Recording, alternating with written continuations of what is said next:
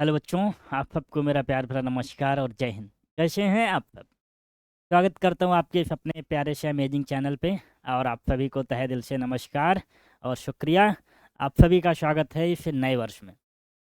तो इस नए वर्ष में सर काफ़ी सवाल है मन में, उन सबका जवाब मिल नहीं पा रहा है और प्रेशर ज़्यादा है। आज की सेशन में हम आपसे बात करने वाले हैं कि क्या सर, आज की क्लास में हम आपसे बात करेंगे कि जो बचे हुआ टाइम है आपका, जितना भी बचा हुआ टाइम आपका है, उसमें क्या बेहतर उपाय आप रखें, क्या बेहतर ऑप्शन आपके पास हो कि जिससे बोर्ड में आपके अच्छे मार्क्स आ सकें। वो चाहे आपने कुछ पढ़ रखा है या नहीं पढ़ रखा है। कुछ आपके पास इस टाइम ज़्यादा सवाल आ रहे होंगे, आपके पेरेंट्स आपको दबाव बना रहे होंगे कि पेपर है पढ़ लो भाई, पेपर है पढ़ लो, कुछ नहीं पढ़ा, दिन भर घूम रहे हो।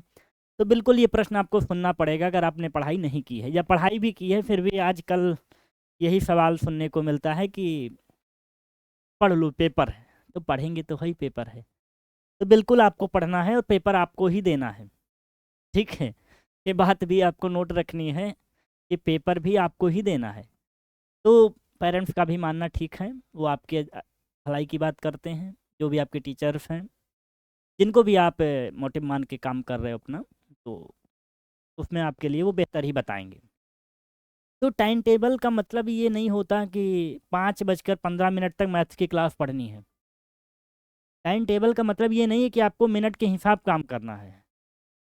टाइम टेबल का शेड्यूल का मतलब आपके पास ये हो कि आपके सारे सब्जेक्ट भी हो जाएं और उसके साथ साथ आपका जो टाइम है वो यूज हो जाए। अब ये नहीं कि 5:15 पे मैथ की क्लास इंड करनी है हमको तो हम इंड कर देंगे, भले क्वेश्चन ना लग रहा हो। ये नहीं होना चाहिए। टाइम टेबल आप अपना खुद का बनाइए और ऐसा बनाइए जो फॉलो हो सके। ऐसा मत बनाइए कि 15 घंटे का शेड्यूल हो और एक दिन भी ना फॉलो कर पाएँ।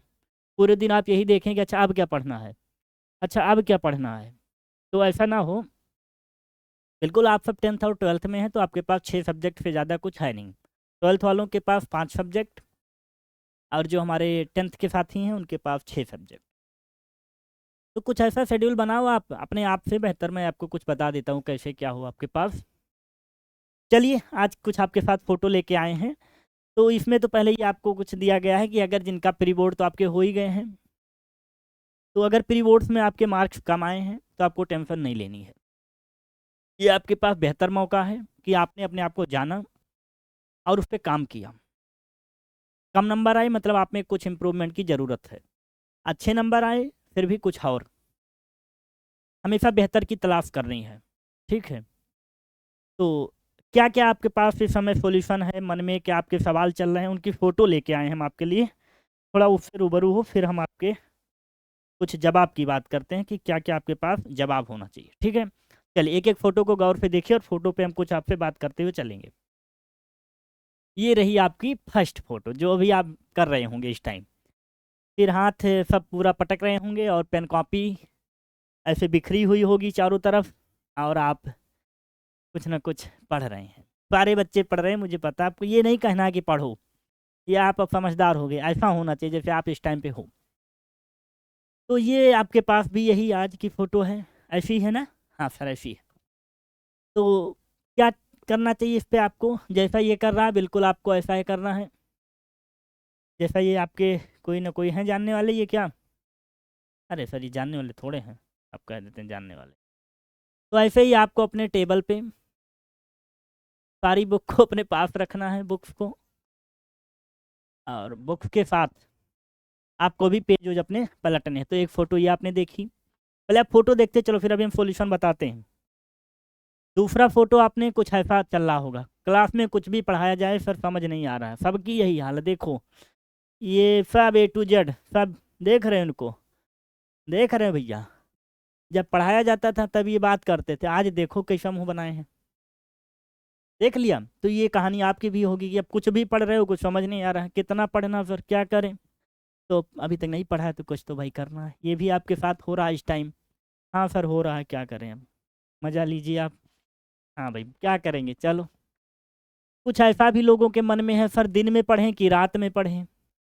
भाई बड़ा सवाल ये भी है, काफ़ी बच्चे हमसे भी पूछ रहे थे कि सर दिन में पढ़ें कि रात में पढ़ें। अरे भाई पढ़ना आपको है, दिन में पढ़ो या रात में पढ़ो, उससे क्या फ़र्क पड़ता है। बस कुछ है डाउट, दिन में डिस्ट्रैक्शन ज़्यादा होते हैं, किसी का फ़ोन आ जाए, यहाँ चलना है, मार्केट से ये ले आओ, मम्मी का सामान लाना, दीदी का लाना, अच्छा ये कम पड़ गया। तो दिन में थोड़ा आपके पास डिस्ट्रैक्शन ज़्यादा है, रात में थोड़ा सुकून है। अच्छा काफ़ी बच्चे ये भी बोल रहे थे कि सर लिख लिख के पढ़ें क्या। भाई वो आपकी प्रॉब्लम है। लिख के पढ़ो, बोल के पढ़ो, चिल्ला के पढ़ो, कैसे भी पढ़ो, वो आपका है, पर पढ़ना ज़रूर है। पढ़ना ज़रूर है, 4-6 बार आप उस चीज़ को पढ़ो, अपने आप आपको पता चल जाएगा।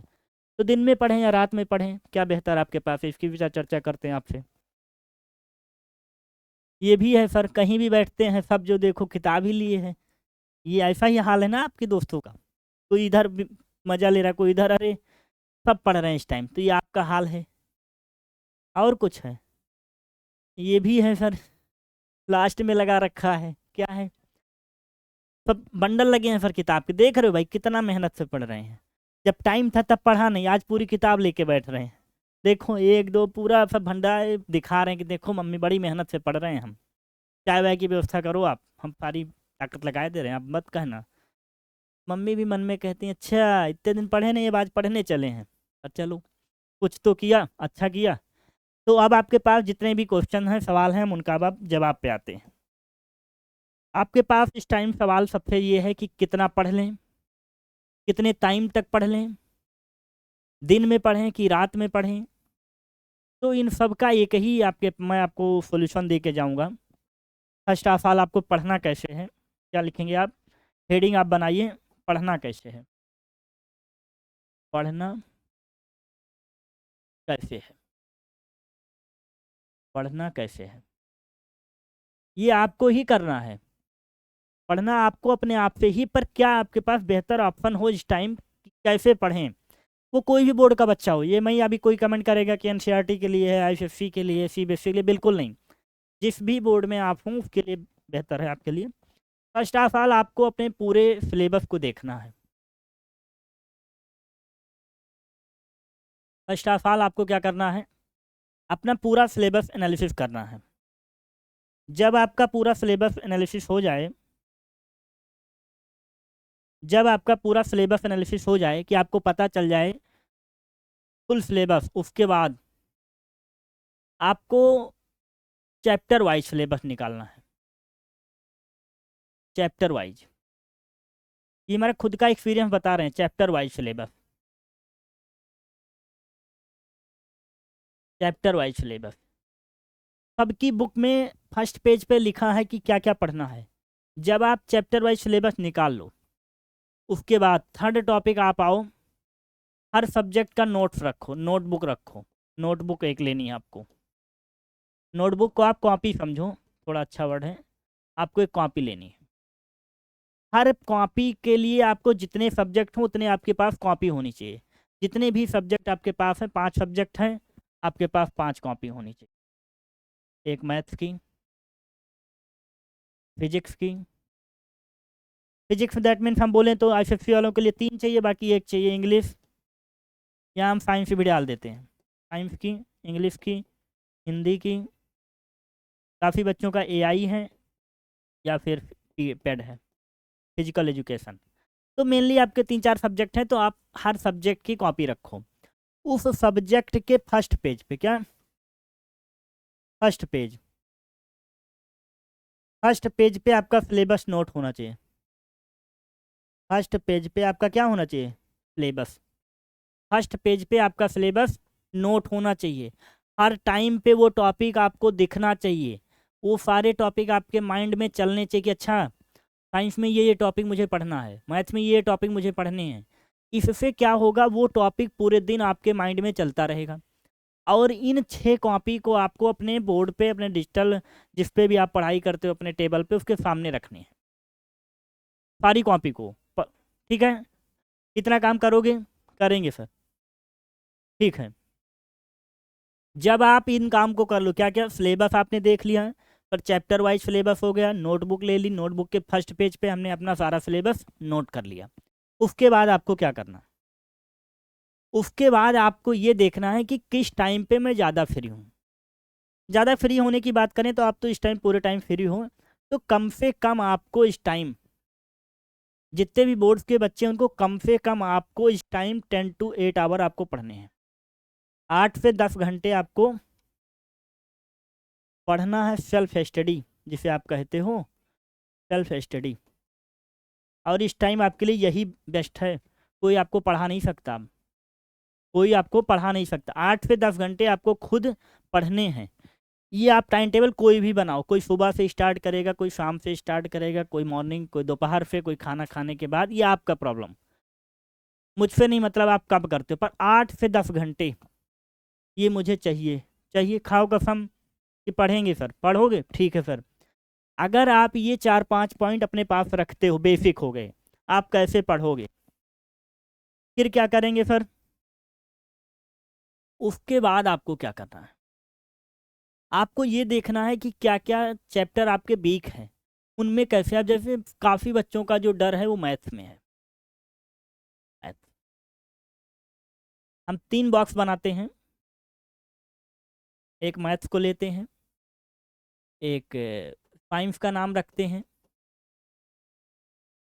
और एक आपके बाकी सब इसमें कर देते हैं आल।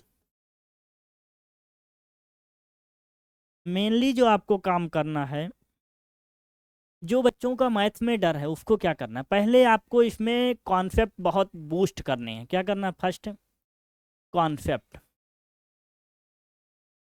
हाँ हाँ भाई, आप कहाँ से पढ़ोगे? तो फर्स्ट ऑफ ऑल आपको कॉन्सेप्ट, कॉन्सेप्ट सर कहाँ से पढ़ें, कहाँ से पढ़ें? तो सबसे बेस्ट तरीका है इसको पढ़ने का, आपके पास बुक्स, बुक्स का यूज करें। बुक्स को यूज करने के बाद आप अपने प्रीवियस ईयर क्वेश्चन देखें कि कहाँ से किस टॉपिक से क्वेश्चन ज़्यादा आया है। जब आप कॉन्सेप्ट पढ़ लें या आप जिसका भी सहारा लेते हैं, मेनली आप बुक्स का रखिए, फिर आप PYQ का रखिए। उसके बाद जब आपके कॉन्सेप्ट हो जाएं कि मुझे कॉन्सेप्ट हो गया, जब कॉन्सेप्ट हो जाए तब आपको क्या करना है, कुछ बेसिक क्वेश्चन सॉल्व करने। मैथ्स में बेसिक की बात मैं कर रहा हूँ, बेसिक क्वेश्चन कहाँ से लाएं सर? बेसिक क्वेश्चन NCERT का एग्जाम्पल सबसे बेस्ट तरीका है आपको अच्छा करने का। NCERT का एग्जाम्पल आप उठाइए, कहाँ से? एग्जाम्पल, NCERT का एग्जाम्पल लगाइए। जब आपसे NCERT के एग्जाम्पल लग जाएं तब आप एक्सरसाइज के क्वेश्चन सॉल्व करो। एक्सरसाइज क्वेश्चन, जब एक्सरसाइज क्वेश्चन आपसे सॉल्व हो जाए तब आप किधर चले आओ? PYQ की तरफ चले आओ। लेकिन हो सकता है इतना काम करने में आपको बहुत सारी प्रॉब्लम फेस करनी पड़े, जैसे कि सर क्या क्या हो सकता है कि आपसे क्वेश्चन ना लगे, बेसिक क्वेश्चन नहीं लग सकता है आपसे, तो हो सकता है कि आपके मन में कुछ सवाल आए, मुझसे नहीं हो पाएगा, ये नहीं होने का मन निकाल दो भाई, फिर आपको कहाँ आना है? दौड़ के इनके पास। अगर आपसे बेसिक क्वेश्चन नहीं लग रहा है, दैट मीन्स आपका ये प्रॉब्लम है भाई, यहाँ पे दोबारा कॉन्सेप्ट पे आओ। तो फिर बार बार पूरी बुक कॉन्सेप्ट पलटेंगे तो टाइम नहीं लगेगा। तो अगर आप ध्यान दो तो मैंने पिछली पेज में आपको बताया, क्या सर? नोटबुक, इसीलिए बताया है कि जब आप एक बार कॉन्सेप्ट पढ़ो तो इसको कहाँ नोट कर लो? नोटबुक में, ताकि बार बार पूरी बुक आपको नहीं पलटनी पड़ेगी भाई। तो प्रोसेस क्या बताया हमने? बेसिक क्वेश्चन, PYQ, ना लगे दोबारा कहाँ आना है? इनके पास। भाई कुछ देखो, ये कॉन्सेप्ट है सारे, यही है मेन। अगर ये आपका अच्छा हो गया, अभी कुछ बच्चे हमसे बात कर रहे थे कि सर फार्मूला नहीं याद हो रहा हमें। हमने कहा मम्मी पापा का नाम याद किया था क्या? अरे सर क्या बात करते, नहीं याद किया था ना, तो बस डेली डेली उनसे मिलते हो तो आप डेली क्वेश्चन लगाओ 10-10, देखो सारे फार्मूले आपके लर्न हो जाएंगे। सीधा कॉन्सेप्ट है, मम्मी पापा के नाम याद थोड़ी किए थे आप, डेली उनसे मिलते हो, अच्छा ये बस डेली 10 सवाल लगाओगे, 10 टाइप का फार्मूला लगेगा, सब आपको लर्न हो जाएगा। तो मैथ्स का ये तरीका रहा। मैथ्स भी नहीं, सारे सब्जेक्ट में आपको यही बेसिक फंडा अपनाना है, यही तरीका है पढ़ने का। कोई लिक्विड नहीं है जो घोलोगे और पी लोगे आपको आने लगेगा, बिल्कुल नहीं, नहीं लगेगा। क्वेश्चन फिर लगाओगे, फिर कोशिश करोगे, तब आपसे हो पाएंगी चीज़ें। सेम या इधर भी फॉलो कर लो, सेम इधर भी फॉलो कर लो। तो हम ये मानते हैं कि ये क्लास आपके लिए बेहद फ्रूटफुल साबित होगी, अगर आप सीरियसली इस बात को लेते हो तो। बाकी कोई रॉकेट साइंस नहीं है कि आप इतनी देर पढ़ लो, ये एक किताब पढ़ लो हो जाएगा। NCERT और आपकी बेसिक नोट्स, इतनी अगर आप तैयारी रखते हो तो आपके लिए बेहतर होगा। तो उम्मीद करते हैं कि आप सब आपको बेहतर होगा। और इस टाइम आप पढ़ाई कर ही रहे हो, थोड़ा सा ये आपके लिए बूस्टअप होगा और आप बेहतर करोगे, और जितना हो सकेगा हम आपके लिए वर्क करेंगे और हम हमेशा आपके साथ हैं। क्लियर? ठीक है, तो ये क्लास आपके लिए बेहतर हो और best of luck. Thank you आप सभी को। जय हिंद बच्चों।